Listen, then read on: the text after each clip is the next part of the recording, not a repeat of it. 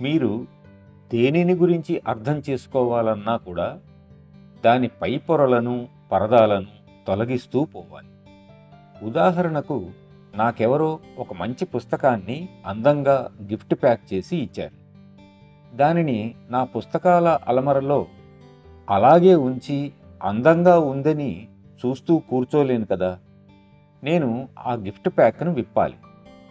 ముందు పుస్తకం మీదున్న అందమైన కాగితాన్ని తీసేయాలి. చాలాసార్లు పుస్తకం కంటే కూడా ఆ కాగితమే బాగుంటుంది. కానీ బహుమతిగా ఇచ్చినది పుస్తకం కానీ పైనున్న కాగితం కాదు. అందుకని కాగితాన్ని తీసేయాలి. ఆ తరువాత అట్ట తీసి లోపలున్న దానిని చదవాలి. కాబట్టి బయట నుండి లోపలికి ఆ తరువాత లోపలికి వెళ్ళే ప్రక్రియే లోపల ఉన్న దానిని దర్శింపచేసేది.